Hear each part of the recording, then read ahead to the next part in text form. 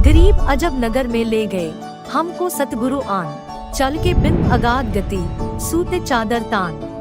जगत गुरु तत्वदर्शी संत रामपाल जी महाराज जी दी रहनुमाई हेठ 9, 10 ਅਤੇ 11 ਮਾਰਚ 2025 ਨੂੰ 3 ਰੋਜ਼ਾ ਵਿਸ਼ਾਲ ਸਮਾਗਮ ਦਾ ਆਯੋਜਨ ਕੀਤਾ ਜਾ ਰਿਹਾ ਹੈ, ਜਿਸ ਵਿੱਚ ਸੰਤ ਗਰੀਬ ਦਾਸ ਜੀ ਮਹਾਰਾਜ ਦੀ ਅੰਮ੍ਰਿਤ ਬਾਣੀ ਦਾ ਅਖੰਡ ਪਾਠ, ਸੰਤ ਰਾਮਪਾਲ ਜੀ ਮਹਾਰਾਜ ਦਾ ਵਿਸ਼ਾਲ ਸਤਸੰਗ, ਦਹੇਜ ਮੁਕਤ ਵਿਆਹ, ਵਿਸ਼ਾਲ ਭੰਡਾਰਾ ਅਤੇ ਅਨੋਖੀ ਅਧਿਆਤਮਿਕ ਪ੍ਰਦਰਸ਼ਨੀ, ਖੂਨਦਾਨ ਕੈਂਪ, ਮੁਫਤ ਅੱਖਾਂ ਅਤੇ ਦੰਦਾਂ ਦੇ ਕੈਂਪ ਆਦਿ ਦਾ ਆਯੋਜਨ ਕੀਤਾ ਜਾ ਰਿਹਾ ਹੈ। ਇਸ ਮਹਾ ਸਮਾਗਮ ਦਾ ਆਯੋਜਨ ਨੇਪਾਲ ਸਮੇਤ ਭਾਰਤ ਦੇ ਸਾਰੇ 11 ਸਤਲੋਕ ਆਸ਼ਰਮਾਂ ਵਿੱਚ ਕੀਤਾ ਜਾਵੇਗਾ। ਸਾਡੇ ਸਤਲੋਕ ਆਸ਼ਰਮਾਂ ਦਾ ਪਤਾ ਹੈ: ਸਤਲੋਕ ਆਸ਼ਰਮ ਸ਼੍ਰੀ ਤਨਾਨਾ ਧਾਮ, ਸੋਨੀਪਤ, ਹਰਿਆਣਾ। सतलोक आश्रम मुंडका, दिल्ली। सतलोक आश्रम कुरुक्षेत्र, हरियाणा। सतलोक आश्रम भिवानी, हरियाणा।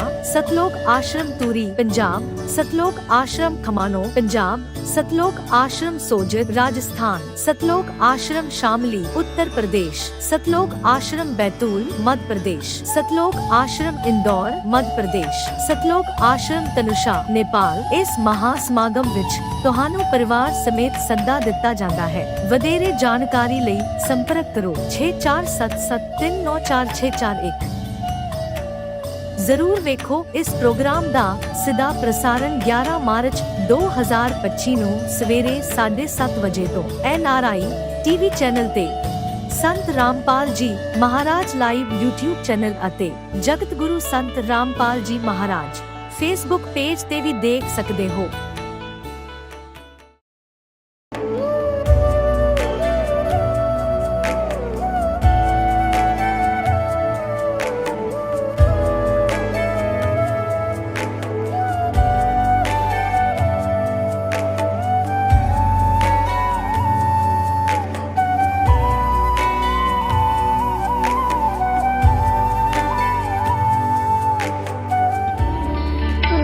परमात्मा को पाने तथा उसका वास्तविक लाभ प्राप्त करने के लिए पवित्र बाइबल में प्रमाण है कि प्रभु ने मनुष्य को अपना ही स्वरूप बनाया।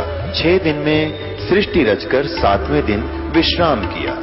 कुरान शरीफ में प्रमाण है कि हजरत मोहम्मद को खुदा स्वयं कह रहे हैं कि मैंने तुम्हें उस परमात्मा की महिमा बताने के लिए भेजा है। वो परमात्मा कबीर है जिसने 6 दिन में सृष्टि रची तथा 7वें दिन तख्त पर जा विराजा। उसकी खबर किसी बाखबर से पूछकर तो देखो। कृपया अवश्य सुनिए जगत गुरु तत्वदर्शी संत रामपाल जी महाराज के अमृत वचन। नमस्कार दर्शकों, आज हर कोई अपने दुखों से मुक्ति पाने और मन की शांति के लिए सच्चे परमात्मा की तलाश में कहीं न कहीं भटक रहा है। लेकिन जब तक सच्चे गुरु का साक्षात्कार नहीं होता है तब तक दुखों का अंत नहीं हो सकता। ऐसी ही एक कहानी है अंबाला के बलविंदर जी की, जो गुरुद्वारों में जाते और 22 साल राधा स्वामी पंथ में जुड़कर घोर साधना करके भी घर में क्लेश और शारीरिक परेशानी से जूझते रहे और पंथ वाले यही निर्देश देते रहे कि पाप कर्म तो भोगने से ही समाप्त होंगे। एक दिन उनके जीवन में एक अनमोल पुस्तक प्राप्त हुई। उसे पढ़कर सत ग्रंथों से मिलान करके उस महान जगत के तारणहार संत जी से उपदेश लिया। अब प्रश्न यह उठता है कि वह कौन से संत हैं जिनसे जुड़ने के पश्चात उनके सारे दुख, ग्रह क्लेश, आर्थिक स्थिति बिल्कुल ठीक हो गई। पूर्ण परमात्मा का ज्ञान हुआ, सच्चे गुरु का साक्षात्कार हुआ और मोक्ष के मार्ग पर अग्रसर हुए। आइए सुनते हैं बलविंदर जी की भक्ति मार्ग की सच्ची कहानी उन्हीं की जुबानी। नमस्कार सर। हाँ जी नमस्कार जी। क्या नाम है आपका? मेरा नाम जी बलविंदर सिंह दास है जी। सर कहाँ से हैं आप? मैं अंबाला से हूँ जी, अंबाला डिफेंस कॉलोनी से जी। आर्मी से रिटायर्ड हूँ मैं, नायब सूबेदार रैंक से जी। संत रामपाल जी महाराज जी से नाम उपदेश आपने कब लिया? मैंने जी 2018 में ली जी। सर संत रामपाल जी महाराज जी से जुड़ने से पहले आपने क्या क्या भक्ति साधनाएं की? हाँ जी, पहले हम सिख धर्म से होते हुए हम गुरुद्वारा में जाते थे और गुरुद्वारा में जो पाठ पूजा है वो करते थे। सुखमनी साहब का पाठ, जपजी साहब का पाठ और 5 बाणियों का पाठ सुबह स्नान करके हम पाठ करते थे।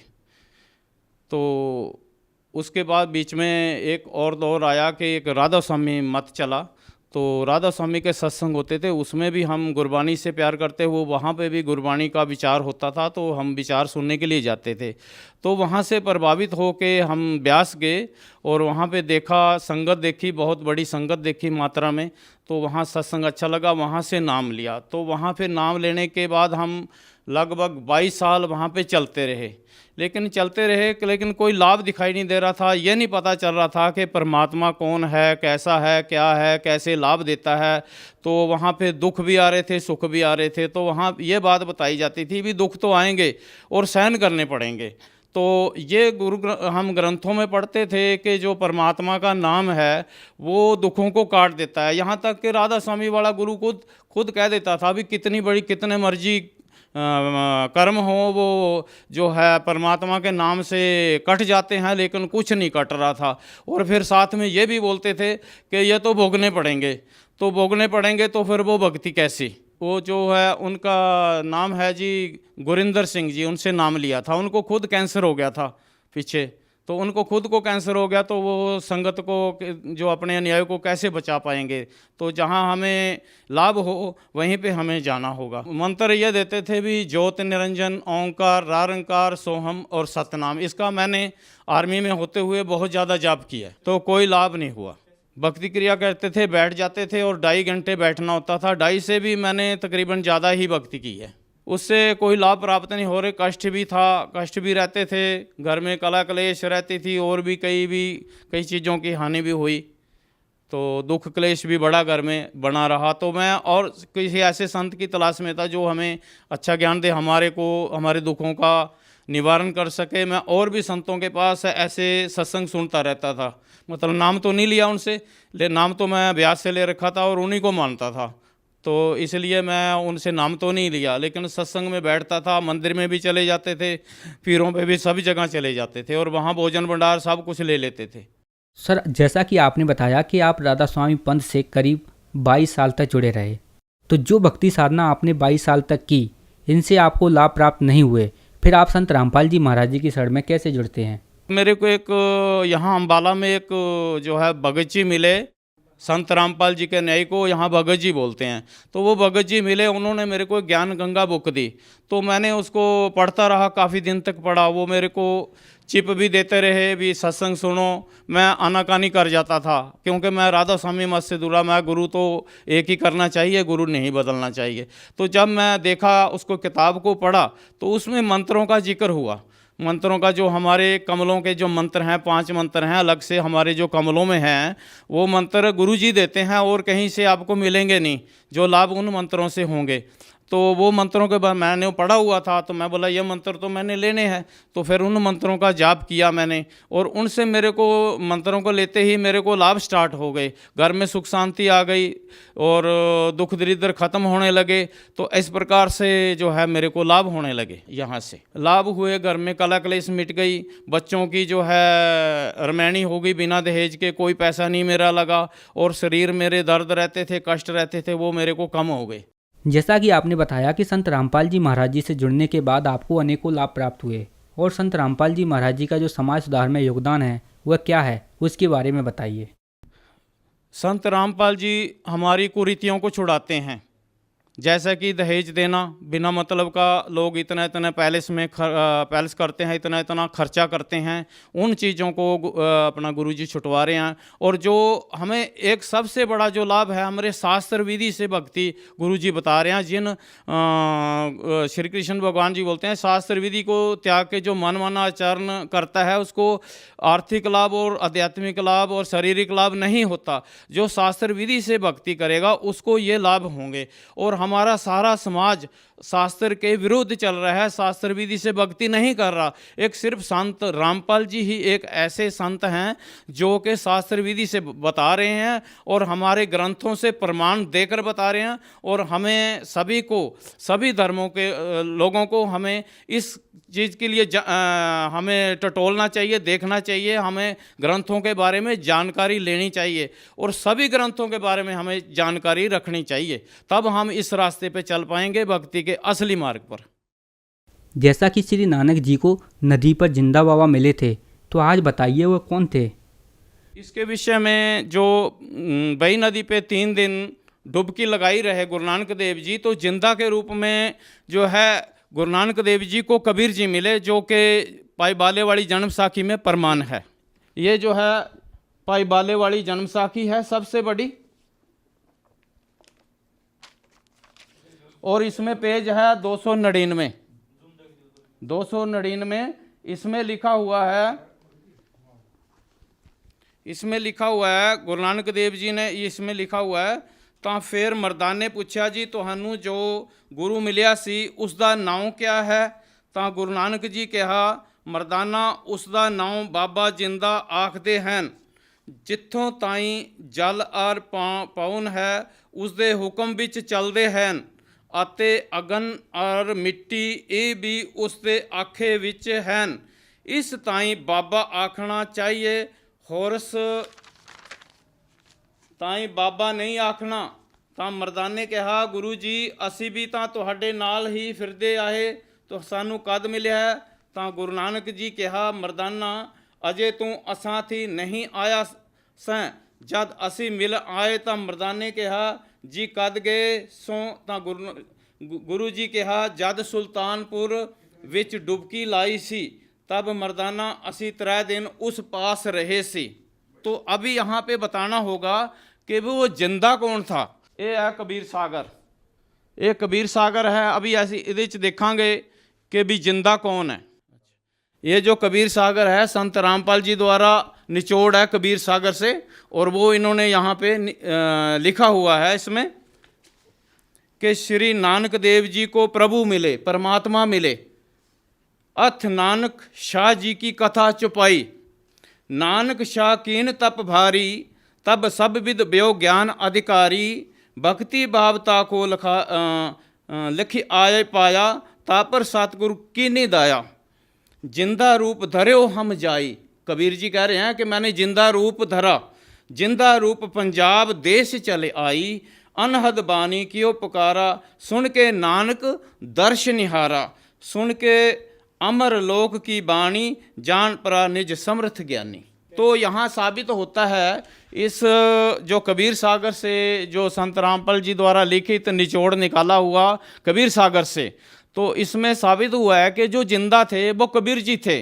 और जो है यहाँ ये भी लिखा हुआ, पढ़ सकते हैं इसको, गुरु नानक देव जी ने पहले 60,000 जन्म लिए, तब इनको जब जिंदा रूप में बई नदी में मिले और इनको ज्ञान दिया, और ये भी बताया कि मैं काशी में भी रहता हूँ, जुलाई का काम करता हूँ। तो गुरु नानक देव जी की जो पहली उदासी है वो काशी की थी। आप इस चीज़ को मैं सिख भाइयों से ये हाथ जोड़ के बेनती करता हूँ कि पहली उदासी चेक कर लेना कि पहली उदासी गुरु नानक देव जी की काशी जी की थी, और कबीर जी से जाके मिले थे। फिर इन्होंने प्रचार करना शुरू किया था, और लोगों ने उस प्रचार को माना नहीं, गुरु नानक जी को तंग किया इस प्रचार की भी, ऐसा प्रचार क्यों कर रहे हैं। जैसा कि आपने बताया कि संत रामपाल जी महाराज ने जो ज्ञान बताया है वह सिख धर्म के जितने भी पवित्र सदग्रंथ हैं, जो आपने दिखाए कि जो जिंदा बाबा मिले थे वह कबीर जी स्वयं थे। तो जो श्रद्धालु सिख धर्म से अभी संबंधित हैं उन्हें आप क्या संदेश देना चाहते हैं? मैं ये संदेश देना चाहता हूँ, ज्ञान को अच्छी तरह से समझें। जबकि गुरु ग्रंथ साहब में भी लिखा हुआ है 721 पन्ने पे, एक अर्ज गुस्तम पेश तो दर कून करतार, हक्का कबीर करीम तुम बे ए परवदिगार। और पाई बाले वाली सब तो बड़ी जन्म साखी में भी लिखा हुआ है, जब रुकन दिन से बात हुई तो वहाँ पे भी लिखा हुआ है भी सुन रुकन दिन सच्चा सुन जवाब, खालक आदम सिरजिया आलम वड्डा कबीर। और सिर पीरां दा पीर सजदे करे खुदाए नू आलम वड्डा कबीर। तो संत रामपाल जी सीधे सीधे हमें ये बता रहे हैं कि जो कबीर जी हैं पूर्ण ब्रह्म हैं, पूर्ण परमात्मा हैं, और गुरु नानक देव जी भी उन्हीं के शरण में आए थे, जो बई नदी में डुबकी लगाए और 3 दिन वहाँ सतलोक में कबीर जी के पास रहे। और फिर वहाँ से कबीर जी ने बताया था कि भी मैं जो है काशी में भी रहता हूँ। तो पहली उदासी गुरु नानक देव जी काशी। सिख भाइयों से प्रार्थना है कि ज्ञान को समझें और सही मार्ग को अपनाएं। परमात्मा की भक्ति सब कर रहे हैं, लेकिन ठीक ढंग से की जाए। इसी बीच हम आपसे यह जानना चाहते हैं कि उन श्रद्धालुओं को आप क्या संदेश देना चाहते हैं जो डेरा व्यास दादा स्वामी पंथ से लाखों करोड़ों की संख्या में जुड़े हुए हैं। उनका जो विश्वास, जो उनकी आस्था है वह उनके प्रति एकदम अटूट है, लेकिन जैसा कि आपने बताया कि करीबन 22 साल से आप उनसे जुड़े रहे, डेरा ब्याज से कोई आपको आर्थिक और मानसिक कोई भी विशेष प्रकार का लाभ प्राप्त नहीं हुआ, तो उन भाइयों, उन श्रद्धालुओं को आप क्या संदेश देना चाहते हैं और क्या सच्चाई से रूबरू कराना चाहते हैं? मैं सभी भाइयों से मेरी हाथ जोड़ के बेनती है कि जो भी और जगह पे जुड़े हुए हैं, संतों से जुड़े हुए हैं, वो थोड़ा शास्त्रों को जान लें, अपने शास्त्रों को जान ले भी शास्त्र हमारे क्या कह रहे हैं। वो संत रामपाल जी सत्संग सुनाते हैं, उनके ऊपर गौर कीजिए, उनको सुनिए। भक्ति तो हमने सभी ने ही करनी है और शास्त्र विधि से भक्ति करेंगे तो लाभ होंगे। और मैं कोई किसी संत की तरफदारी नहीं कर रहा, किसी की मैं बुराई नहीं कर रहा, मैं सच्चाई को बता रहा हूँ। अगर समझ में आती है तो ठीक है, लाभ होंगे। लाभ ये है कि यहाँ पे भक्तों को बहुत सारे लाभ हुए हैं, मेरे सामने आए हैं, लोगों के कैंसर ठीक हुए हैं, यहाँ पे बीमारियाँ ठीक हुई हैं, बहुत सारे लाभ हुए हैं। मेरे खुद घर में कलह कलेश बनी रहती थी, अभी शांति है, मैं आराम से भक्ति कर रहा हूँ। मेरे खुद 2 बच्चों की जो है रमैनी हुई है, कोई खर्चा नहीं लगा। जबकि लोग इसको पता नहीं कहाँ कहाँ से पैसा इकट्ठा करके बेईमानी से, धोखाधड़ी से या कैसे भी मेहनत करके इतना पैसा इकट्ठा करते हैं, 1-2 दिन में ब्याह शादियों में लगा देते हैं और नशा पता नहीं क्या क्या चीज़ें वहाँ यूज होती हैं। तो उन सभी से संत रामपाल जी हमें दूर करते हैं और हमारी बुराइयों को हटा के सच्ची भक्ति, सच्चा मार्ग दे रहे हैं और समाज में जो है एक अच्छा माहौल पैदा हो रहा है। तो जो श्रद्धालु आज आपको देख रहे हैं, यदि वह संत रामपाल जी महाराज जी से जुड़ना चाहें तो कैसे जुड़ सकते हैं? टीवी के ऊपर जो पट्टी चलती है उसके ऊपर नंबर दिया हुआ है, उस नंबर से संपर्क करके आप संत रामपाल जी से जुड़ सकते हैं और नाम दीक्षा ले सकते हैं और खुशियां प्राप्त कर सकते हैं। सर बहुत बहुत धन्यवाद आपका। ठीक है, सत साहेब जी। अब जगत गुरु तत्वदर्शी संत रामपाल जी महाराज जी के सत्संग के माध्यम से उस अद्वितीय आध्यात्मिक ज्ञान के बारे में जानते हैं, जिसके माध्यम से आप भी प्राप्त कर सकते हैं ऐसे आध्यात्मिक, मानसिक और भौतिक सुख जो अभी तक आपने सिर्फ मीराबाई, ध्रुव, प्रहलाद जैसे कुछ ही भक्तों की जीवन कथा में सुने होंगे। अब सुनिए तत्वदर्शी संत के संग शास्त्र अनुकूल भक्ति सत्संग, ऐसा अद्वितीय आध्यात्मिक ज्ञान जिसका है सर्वधर्मों के पवित्र शास्त्रों में प्रमाण। एक क्रोध फिट कर लिया गुप्त, ऊपर एक आरती बनाकर छोटी ईंटों की गुफा सी बनाकर नीचे गेट बना दिया और गंगा के किनारे ला दिया कति, और उसका हैंडल कर दिया थोड़ी दूर स्थान पर अलग से गुप्त सिस्टम। उस रस से बांध के उनकी एक आवाज देते थे, उस आवाज को वो समझ जाते कि इसका, जब वो उसको लेटा कर वो क्या करा उन्होंने कि भाई भगवान की तरफ से एक आदेश आया है कि जिसने जल्दी स्वर्ग जाना है वो क्रोध से गर्दन कटवा ले, आरे से वो शीघ्र चला जाएगा। उसकी फीस रख दी 100 रुपये। अब प्रत्येक बूढ़ा बुढ़िया, वो भी बुढ़ापे में दुखी होले है, कदे खांसी, कदे आंखों में दिक्कत, कभी सिर में भड़क, कदे कब्जी होगी, कदे गैस प्रॉब्लम। तो बूढ़ा भी नो सोचने लगे कि जब गुरु जी कह रहे हैं स्वर्ग जाना ही है, शायद 10 साल पाछे जाना है, शायद 2 साल पहले, तो अभी क्यों ना चले जाएं। और वो बता रहे थे कि क्रोध में पीड़ा नहीं होती जरा सी भी। अब उस गुफा में पीड़ा हुए जाओ पता किसने लग गए। तो सब ने ये प्रार्थना अपने बच्चों से की कि बेटा हमने तो मरना ही है और हम भी दुखी हैं, यहाँ पर जल्दी चले जाएंगे, वहाँ सुख में स्थान है, आराम से रहा करेंगे। पुण्यात्माओं, इतने विश्वासी थे हम, इतने भगवान पर विश्वास करते थे, इन नकली गुरुओं पर इतना विश्वास करते थे, सिर काटने की कहा करते, हम सिर भी कटवाने लग गए। लेकिन इनके पास कख नहीं था, बकवाद थी सारी। तो एक गजब की रिवाज पड़ गई हुआ, बूढ़ा बुढ़िया वृद्धावस्था में आप दुखी होले हैं, जो सोचे भगवान। पुण्यात्माओं, 60-65 वर्ष के बाद से पहले तो आदमी ने सोचा ही बना मरूं, अभी नहीं मरूं, और फिर ने सोचा ही भगवान मरना तो है पर ठीक ठाक मर जाऊं, कोई बीमारी ना हो, तो मतलब जल्दी मर जाऊं। फिर मरण की तो डेफिनेट होता है, उसके बाद मृत्यु तो आई, पर न सोचने लग जाए वैसे मर जाऊं पर ठीक ठाक मर जाऊं, भुगत का ना मरूं। इस दृष्टिकोण से उन्होंने वो भी स्वीकार किया। अब कई बार ऐसा होता था कि वो आवाज लगाते कि हे भगवान, आपकी प्यारी महात्मा आ रही है, क्रोध भेजो। वो दो एजेंट बैठे थे, वो मूवमेंट कर देते उनका, वो क्रोध आ जाता, दो बहला देते और गर्दन आर पार, और फिर वो वापस कर देते, ऊपर फिट हो जाता, वो दिखता नहीं, आर्च में गए। ऐसी आर्च बना दी, इसके अंदर से जैसे इसके नीचे से आता, काट कर उल्टा इसका माँ फिट हो जाता ऊपर, और वो दिखता नहीं। तो वो आम आदमी भी हैरान, भाई कुछ भी नहीं करोता है, यार ठीक गर्दन कट गई माता पिता की। और उसको वहीं गंगा में सरका देते, अब हो गया जल प्रवाह, लकड़ी लकड़िया की चिंता कोई ना, गंगा में सरका देते, ले भाई कर दो अंतिम संस्कार। फिर उनके स्वर्ग में भेज दिया, और फिर नो कहीं इसकी 13वीं करो, और फिर श्राद्ध शुरू करो। वो स्वर्ग में कित भेजा तुमने, देख किसी अक्ल मार रखी थी हमारी। तो कहने का भाव ये है पुण्यात्माओं कि हमने वो गर्दन भी कटवानी शुरू कर ली इन पर भी झूठों पर विश्वास करके, ताकि परमात्मा प्राप्ति हो जाए। तो इसलिए परमात्मा कहते हैं लख बर सूरा जूझ ही लख बर सावत दे, लख बर यति जहान में तब सतगुरु शरणा ले। लख बर सूरा यानी सूरवीर व्यक्ति एक बहुत पुण्यकर्मी प्राणी होता है। उसके अंदर भेदभाव नहीं होता, उसके अंदर दुराचार नहीं होता, उसके अंदर एक विशेष क्वालिटी होती है कि वो ना तो अन्याय किसी पर करया करे और ना अन्याय वो सहन कर सकता। अगर उसके साथ या कोई उसके समाज पर, उसके कौम के ऊपर कोई आपत्ति कोई पैदा करता है, तो उसको उसके साथ लड़कर कट कर मर जाता है अपने धर्म और कर्म के लिए। उसको सूरवीर कहते हैं, उल्टे कदम नहीं हटाता परमार्थ के लिए। लखबर सूरा जूझ ही लखबर सावत दे।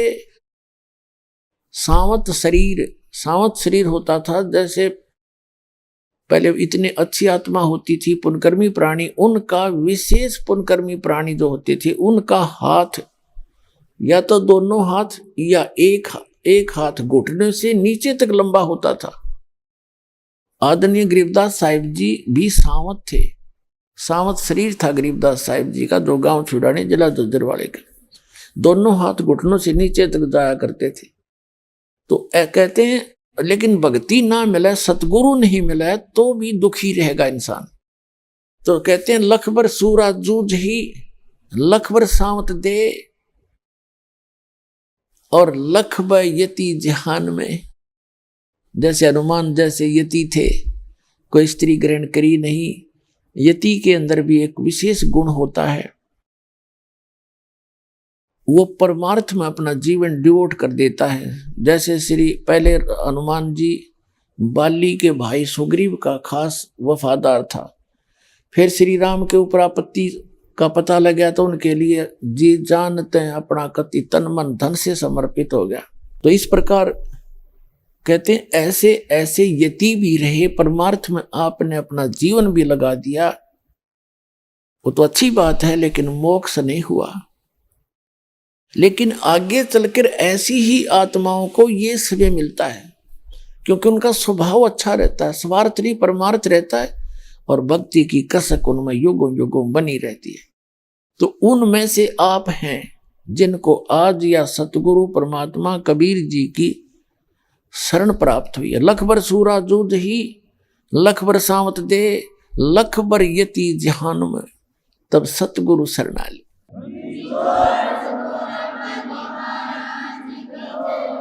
फिर बताते हैं कि ये झूठे गुरुओं की आप पहचान नहीं कर सकते, झूठे और सच्चे की। जैसे ज्ञान के वक्ता की कोई कमी नहीं, कहते हैं वक्ता कोट अनंत है, श्रोता कोट अनंत, और दानी करोड़ अनंत है, वह बिरले साधु संत। फिर कहते हैं गोरख से ज्ञानी गणे, और सुख दे जति जिहान, और सीता सी बहु भारिया, ये संत दूर स्थान। परम संत का मिलना भी बड़ी मुश्किल है।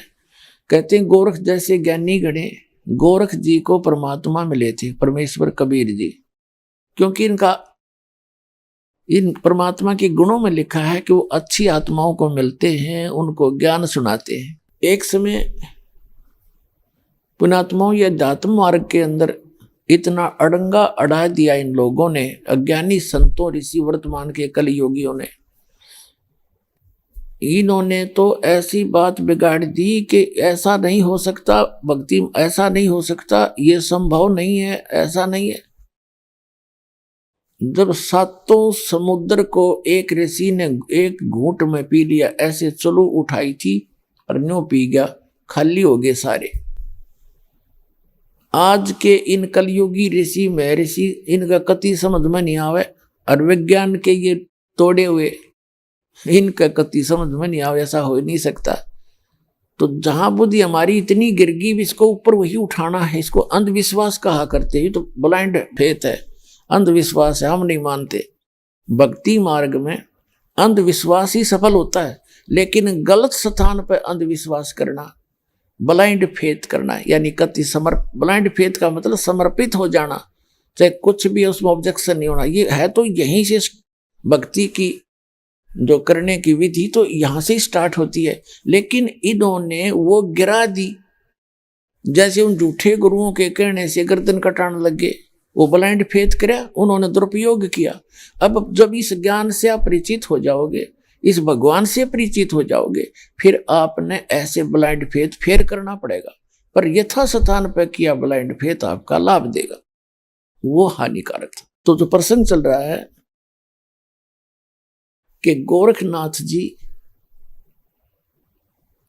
ये नाथ परंपरा के जो जैसे भी कोई भी पितर हैं, आप पितर तो आप खूब समझते हो, भूत बन जाते हैं, पितर बन जाते हैं।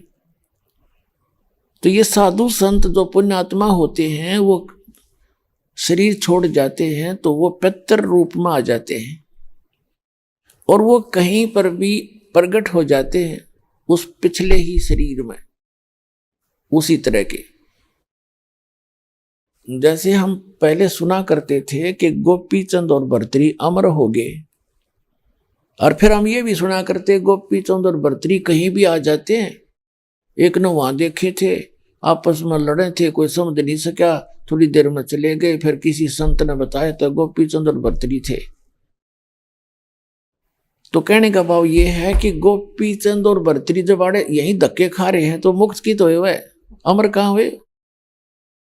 अमर स्थान तो गीता अध्याय नंबर 15 के श्लोक नंबर 4 में कहा कि तत्वदर्शी संत की प्राप्ति के उपरांत परमेश्वर के उस परम पद की खोज करनी चाहिए, जहां जाने के बाद साधक कभी लौट कर वापस नहीं आते। तो वह भक्ति इनको मिली ही नहीं। गीता के अंदाता कहता मैं नहीं जानता उसको, चौथे अध्याय के 34वें श्लोक कि उस तत्व ज्ञान को तू तत्वदर्शी संतों के पास जाकर समझ। तो इसी प्रकार वो गोरखनाथ जी ये क्या करते हैं, बेसिक जैसे आपके पितर हैं वो मृत्यु को प्राप्त हो गए, लेकिन ममता आप में न्यों की न्यों है उनकी, और कुछ उनकी बसावा नहीं, बैठे बैठे वहां बस दुखी हो जाते हैं ना। वो कुछ बोल आपको उनकी आवाज आप सुन नहीं सकते, वो आपके आसपास भी घूम घाम कर बैठ जाते एक तरफ, वो कहना कुछ चावर तुम सुनते नहीं। तो इस तरह की स्थिति होती है। कुछ ऐसे भक्ति होती है उनकी, पिछले कुछ संस्कार रह जाते हैं तो वो प्रकट हो सकते हैं, उनका शरीर दिखाई दे सकता है, और बाकी तो डिस्चार्ज हो जाते हैं सारी इनकी पुण्य, वो नहीं दिखते फिर। तो गोरखनाथ जी नाथ परंपरा से संबंधित थे, और काशी के अंदर बनारस में स्वामी रामानंद जी जो थे, स्वामी रामानंद जी जो परमात्मा ने अपने गुरु बनाए थे एक परंपरा बनाए रखने के लिए, उनका बोलबाला बहुत हो गया था। यानी वैष्णव परंपरा से थे रामानंद जी, तो वैष्णव परंपरा का काफी फैलाव हो गया था, उन्नति हो गई थी। और नाथ परंपरा के केवल सिद्धि सिद्धि करते रहते हैं, उनको ज्ञान घना होता नहीं। तो रामानंद जी के ज्ञान के सामने रामानंद जी ने 1400 ऋषि शिष्य बना रखे थे ब्राह्मण, और वो प्रचार किया करते थे। नाथ परंपरा सुकड़ गई थी, बिल्कुल थोड़े से रह गए थे किता किता, उनका कोई लोग आदर नहीं करते थे। तो इस दुख को देख के मेरे कहते हैं मैं मेरी के कारण है, ये हंसा खावा लात खावाई हम की लात, या मेरे तेरे ना छुटती। उसने देखा कि तुम्हारा नाथ पंथ बिल्कुल कमजोर कर दिया वैष्णव परंपरा वालों ने, तो गोरखनाथ जी आगे और उसने ऐलान कर दिया, अपने नाथों से कहा कि जाओ रामानंद जी से कहो कि एक सिद्ध महात्मा आए हैं। नूना बताया मैं गोरखनाथ आ रहा हूं, और उसके साथ गोष्ठी करो, जो आध्यात्मिक ज्ञान चर्चा करो गोष्ठी। जो हार जाएगा, हारने वाला जो पराजित होगा, वो जीतने वाले का शिष्य बनेगा, इंक्लूडिंग हिज डिसिपल, यानी उसके शिष्यों समेत उसने उसका शिष्य बनना पड़ेगा। अब रामानंद जी के पास ये पहुंची संदेशा। रामानंद जी ने सोचा कि ये सिद्ध पुरुष हैं, ये सिद्धि दिखा देंगे, जनता सारी ताली पीट देगी और सब मुझे हारा मान लेंगे, उसके साथ चेले बन जाएंगे, और मुझे भी फिर मजबूरन या बात बिगड़ेगी।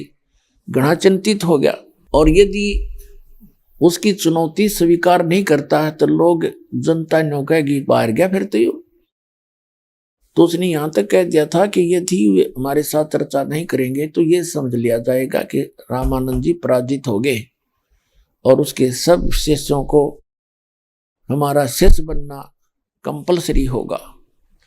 इस बात से वो गणे चिंतित हो गए और आप फेस नहीं करना चाहते थे। और परमात्मा कबीर जी उनके शिष्य बन चुके थे और उनको परिचित भी करा चुके थे सतलोक से कि ये गॉड है, कबीर गॉड है।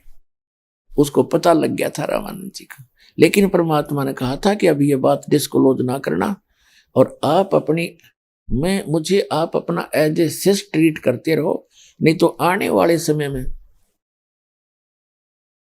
इन काल के दूतों का दाव लग जाएगा कि कबीर जी ने कौन सा गुरु बनाया था, वो तो धनी थे। तो ये नकली परम धनी आया था, ये शिवदयाल जी राधा स्वामी पंथ का प्रवर्तक, इसने भी गुरु नहीं बना रखा था, तो ये भूत बनया। और आज जब परमात्मा की ये परंपरा ना होती तो ये यूं कह देते कि कबीर जी ने कौन सा गुरु बनाया था। तो वो परंपरा बनाए रखने के लिए जब कबीर परमेश्वर जी को पता चला, जब 12-13 वर्ष की उम्र के बच्चे थे, यानी 5 वर्ष की आयु में तो परमात्मा से परिचित करा दिया था रामानंद जी को परमेश्वर ने, 5-7 वर्ष के बाद फिर की बात है।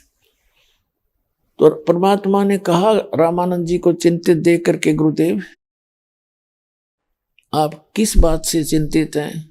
रामानंद जी ने सारी कहानी बता दी कि परमात्मा ऐसी बात बिगड़ेगी, वो सिद्ध व्यक्ति है, छोटी सी जादूगरी दिखा देगा, दुनिया उसे विजयी घोषित कर देगी और ये काम बिगाड़ेगा।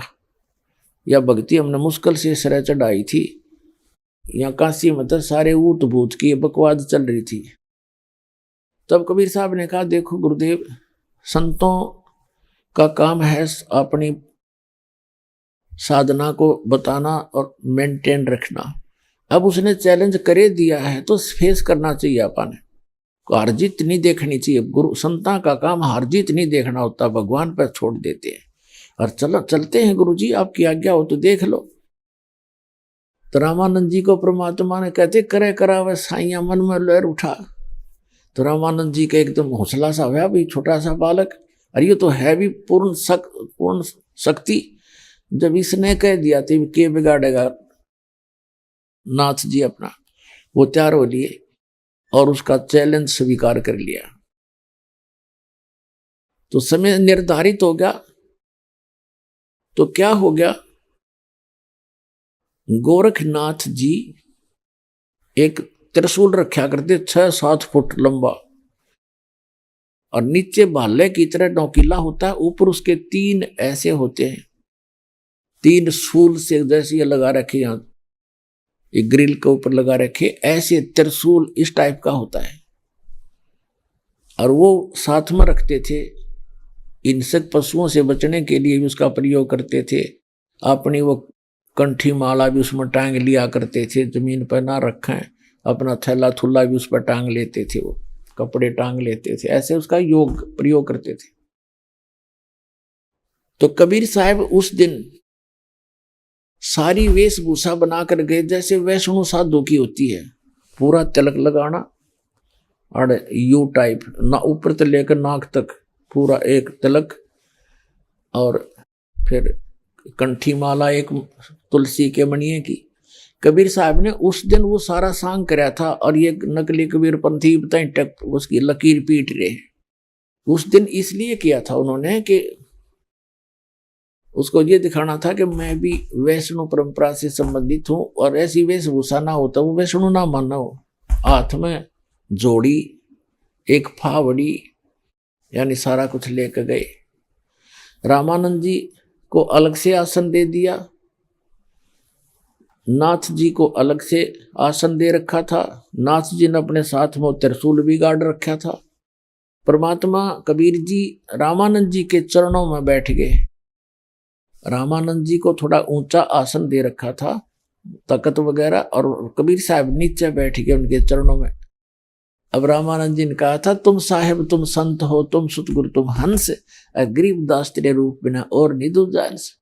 कि वास्तव में संत भी आप हो, परमात्मा भी आप हो, सतगुरु भी आप हो, और एक अच्छे हंस और दास भी, भगत भी आप ही हो। जो भक्त में क्वालिटी होनी चाहिए गुरु जी के प्रति, जो मर्यादा मालिक आप ही निभा सकते हो।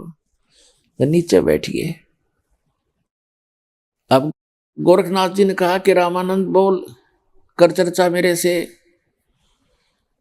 तब कबीर परमात्मा खड़े हुए और कहा, नाथ जी, गुरु जी को से गोष्ठी करने से पहले उसके चेलात निमट ले, आजा मेरे साथ आ। तो अब उसमें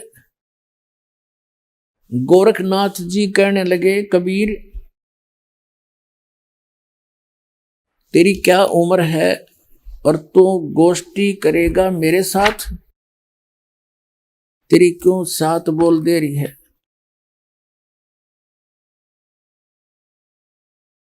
अब आपको परमात्मा की वाणी सुनाते हैं जो उनके साथ वार्ता हुई थी।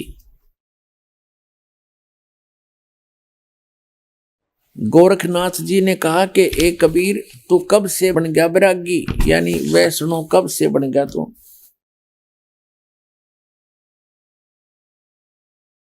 तब परमात्मा ने कहा कि पहले तो ये सुन ले, और कहने लगा, तेरी उम्र क्या है? तू गोष्ठी, कल का बच्चा है, छोटा सा बालक और गोष्ठी करेगा तू गोरखनाथ से? तो उसने पूछा कि तेरी उम्र क्या है बालक? तू चुप करके बैठ जा। और कहते हैं पहलवान के साथ उसी उम्र का और उसी वेट का गुले तो अच्छा लगता है, तू बैठ जा, यानी तो तुझे मैं केस समझूं। उसका कहने का भाव ये था। और कहा, तेरी उम्र क्या है, कितनी उम्र है तेरी? तो परमात्मा ने कहा, सूक्ष्म वेद में लिखा है कि योगी गोरखनाथ प्रतापी, अरतासों तेज पृथ्वी कापी, काशी नगर में 100 पग पर ही, रामानंद से चर्चा कर ही, चर्चा में गोरख जय पावे, और कंठी तोड़ तिलक छुड़वावे। सत कबीर शिष जो भयहु, यह वरंता सो सुन ले हो। गोरखनाथ के डर के मारे, बैरागी नी भेख संवारे, तब कबीर आज्ञा अनुसारा, वैष्णो सकल स्वरूप संवारा। सो सुध गोरखनाथ को पही, काशी नगर शिगर चल आयो, रामानंद को खबर पठाई, चर्चा करो मेरे संग भाई। रामानंद की पहली पौड़ी, और सत कबीर बैठे तिस ठोरी। रामानंद जी आसन पर बैठे थे, उनके नीचे कबीर भगवान बैठ गए। अब रामानंद कबीर परमेश्वर से नाथ जी ने कहा कि कब के भय बैरागी कबीर जी, आप कब से बने भय बैरागी? अब परमात्मा कहते हैं, सुन ले गोरखनाथ, नाथ जी, मैं जब से भया बैरागी, तब से भया बैरागी, मेरी आद अंत सुध लागी। आदि अंत। फिर क्या बताते हैं कि तेरा शिव शंकर नहीं था, मैं जब भी था, तेरा शिव शंकर नहीं था, क्योंकि शंकर के पुजारी हैं। क्या बताते हैं कि धू धूकार आद का मेला नहीं था, जब कोई गुरु ना चेला, और तब जब का तो हम योग उपासा, तब का फिरूं अकेला। धरती नहीं जद का मेरा टीका है, या तेरी पृथ्वी भी नहीं थी, मैं तब का ये तिलक लगाए बैठा हूं। यानी मैं सनातन परमात्मा हूं, आदि राम हूं, ये कहना चाह रहे भगवान। धरती नहीं जद की टोपी, दीना ब्रह्मा नहीं जद का टीका, और शिव शंकर से योगी ना थे जब का जोड़ी सिक्का। द्वापर की हम करी फावड़ी, त्रेता का हम दंडा, और सतयुग मेरी फिर दुहाई, और कलयुग फिरो नौखंडा। गुरु के वचन साध की संगत, अजर अमर घर पाया, कह कबीर सुनो हो गोरख, हम सबको तत्व लखाया। कबीर साहब कहते हैं, सुन ले गोरख, ये तत्व ज्ञान सबको मैंने ही बताया है। इस बात से गोरखनाथ जी अक्षुब्ध हो गए और कहने लगे, तेरी क्या उम्र है, तू ऐसी बात बना रहा है कि मैं शंकर जी से भी पहले का हूं। क्या बताते हैं कि जो बुझे सोई बावरा, क्या है उम्र हमारी। क्या बताते हैं, असंख्य युग पर ले गए हम तब के ब्रह्मचारी, और कोट निरंजन हो गए ये परलोक सिधारी। हम तो सदा महबूब हैं स्वयं ब्रह्मचारी, अरबों तो ब्रह्मा गए, और तेरे 49 करोड़ कन्हैया, और 7 करोड़ तेरे शंभू मर गए, मेरी एक नहीं पलैया। ओए होए, परमात्मा कहते हैं कि अरबों तो ब्रह्मा मर गए, और 49 करोड़ ये तेरे विष्णु, और 7 करोड़ तेरे शंभू मर लिए, मेरी एक भी पल आयु की खत्म नहीं हुई है, मेरी इतनी लंबी उम्र है। कोटन नारद हो गए मोहम्मद से चारी, और देवताओं की गिनती कहाँ, क्या सृष्टि बेचारी। नहीं बूढ़ा ना बालक, ना कोई भाट भिखारी। परमात्मा कहते ना मैं बूढ़ा ना मैं बालक, ये तो ऊपर तो दिखा रखा है सारा खेल। ना कोई भाट भिखारी, कह कबीर सुनो हो गोरख, यह है उम्र हमारी। अब गोरखनाथ जी ने सोचा, भाई यू बालक बहुत बकवाद करे है, और लोग ताड़ी पीटे। जो वहां बैठे थे वो ताड़ी पीटे। अकबर कबीर साहब ने तो तोड़ पाड़ दिया। तो गोरखनाथ ने सोचा, भाई यू तो 1-2 बार ताड़ी पीट दी, तू हार जाएगा।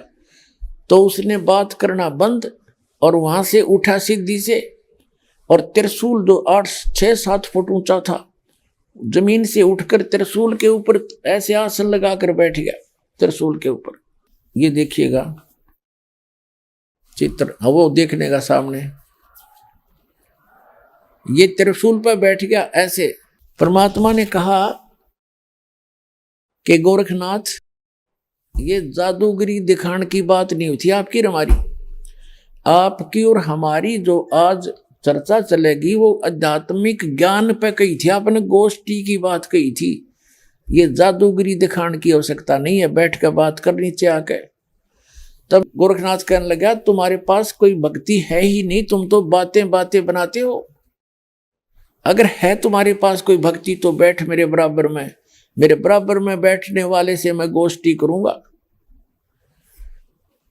परमात्मा दानकते थे जुलाए, ये जुलाए सारी सृष्टि के बनाने वाले, और साथ में वहां रोल कर रहे थे जुलाए का।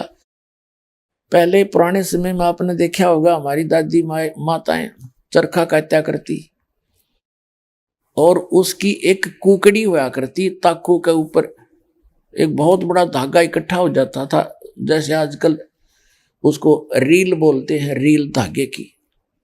वह कुकड़ी थी इतनी मोटी, जिसमें 200 से 150 फुट लंबा धागा होता है, वह जेब में डाल रखी थी। वो तो अंतर्यामी है, सर्वज्ञ है, उनको पता था उस बालक की बुद्धि कहाँ तक जाएगी, गोरखनाथ की।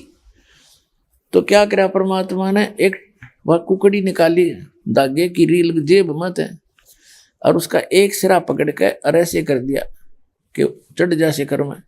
तो वो अनबंडल होगी, वो उधड़गी सारी, सीधा धागा स्ट्रेट खड़ा हो गया परपेंडिकुलर। एक धागा जमीन पर रख दिया मालिक ने, एक सिरा एक सीधा खड़ा होगा धागा ऊपर 150 फुट ऊंचा। तब परमात्मा वहां से उठे और उस धागे की अंतिम छोर में 150 फुट ऊपर जाकर विराजमान हो गए।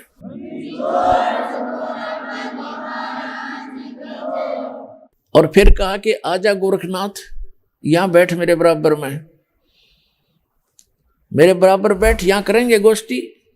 अपने आत्मा ऐसी बात नहीं थी, गोरखनाथ भी ऊपर जा सकता था, लेकिन समर्थ के सामने हम तो बालक हैं, खिलौने के बसा उसके आगे। सिद्धि क्या चीज है? जैसे वैज्ञानिकों ने ये सिद्धि कर रखी है, घड़ी चल रही है, इसकी सुई चल रही है, लोहे की ये सुई है, इसके सामने चुंबक आ जा, ये वहीं जाम हो जाएगी, या सिद्धि खत्म है। तो वो सामने चुंबक आ गया, वो परमात्मा आ गए थे, उसकी सारी सिद्धि फेल, और वो उसने चाहा ऊपर न उड़ना, वो जमीन पर पड़ा, जैसे ढूंढी डिग जाएगी, गुद दे ही पड़ा।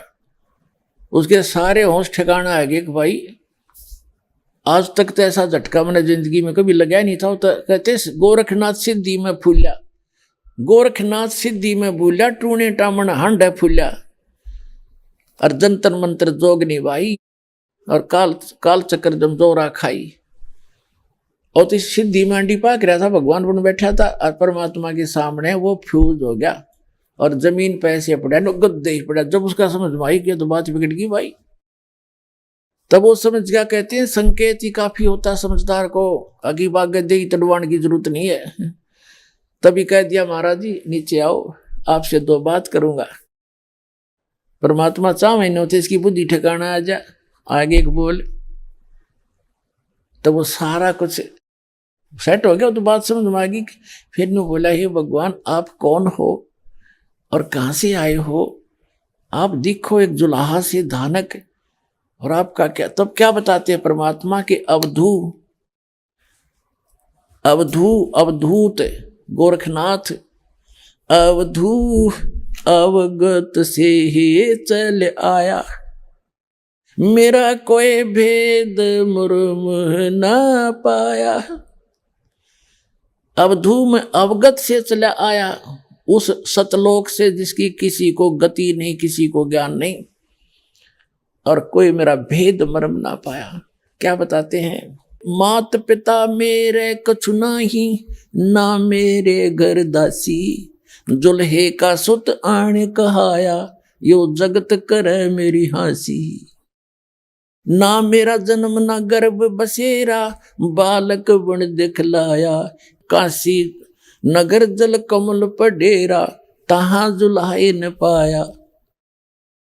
परमात्मा बताते हैं, ना मेरा जन्म ना गर्भ बसेरा, बालक बन दिखलाया, काशी नगर जल कमल पर डेरा, तहां जुल्हाए न पाया। मात पिता मेरे कछु नाही, ना मेरे घर दासी, जुल्हे का सुत आने कहाया, यो जगत करे मेरी हासी। 5 तत्व का धड़ नहीं मेरे, मैं जानू ज्ञान अपारा, कि तेरे जैसा शरीर नहीं है मेरे 5 तत्व का। धर्मदास जी से भी कहा था कि धर्मदास नरक पर कह देख, नहीं तुम जैसी मेरी देही।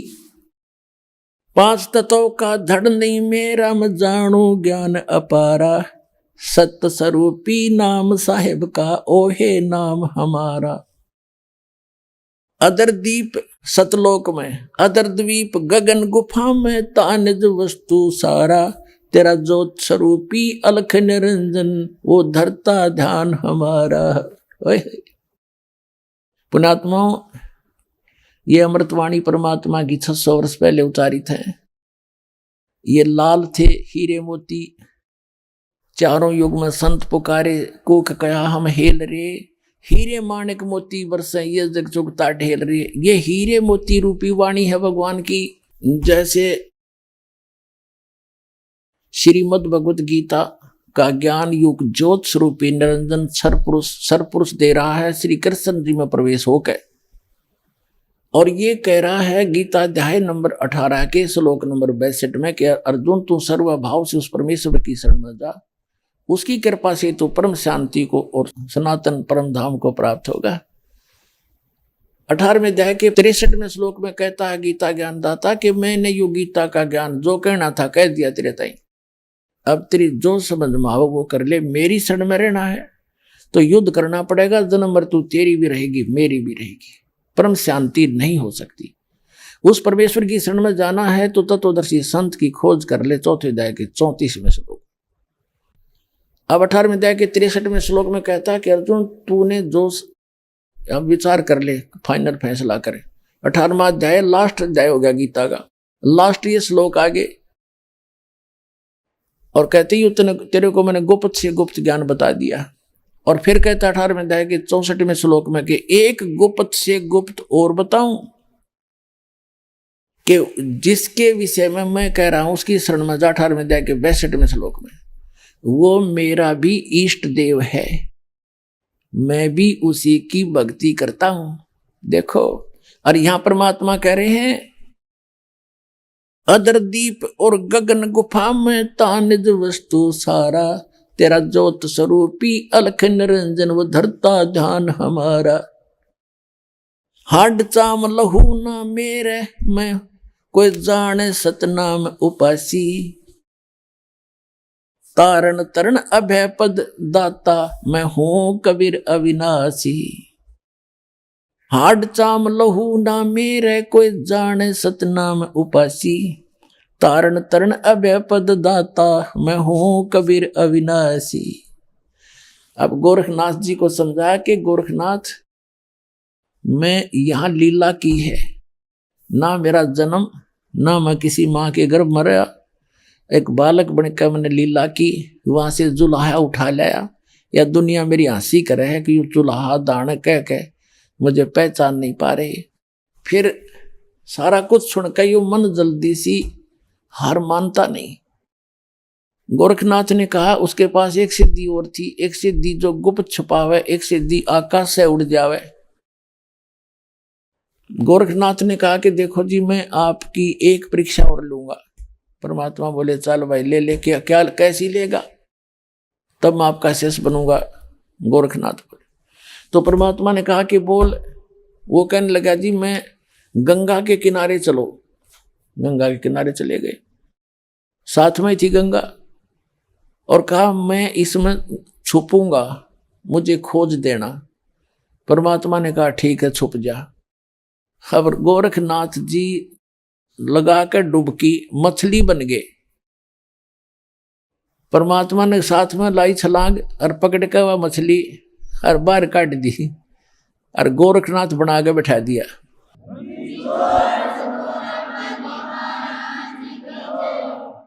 तब गोरखनाथ ने चरण पकड़ दिए और मान गए भगवान आप तो समर्थ है। परमात्मा बोले इन सिद्धियां तो समर्थ की पता नहीं चलेगी, अब मैं तुझे ज्ञान सुनाऊंगा। तो गोरखनाथ जी को ज्ञान सुनाया और गोरखनाथ जी को प्रथम मंत्र भी मालिक ने दिया था, लेकिन सार नाम नहीं बताया। तो उस ज्ञान के आधार से गोरखनाथ आंडी पाक गया।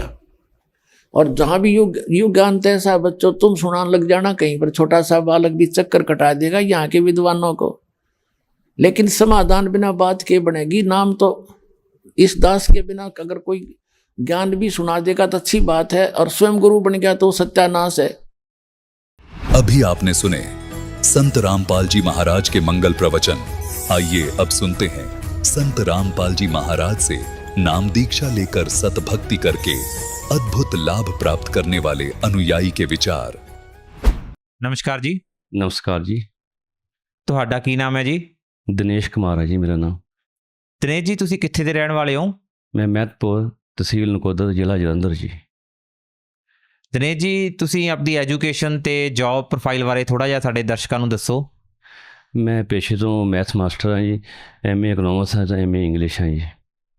ਸੰਤ ਰਾਮਪਾਲ ਜੀ ਮਹਾਰਾਜ ਜੀ ਤੋਂ ਨਾਮ ਦੀਕਸ਼ਾ ਲੈਣ ਤੋਂ ਪਹਿਲਾਂ ਤੁਸੀਂ ਕਿਹੜੀ ਭਗਤੀ ਸਾਧਨਾ ਕਰਦੇ ਸੀ?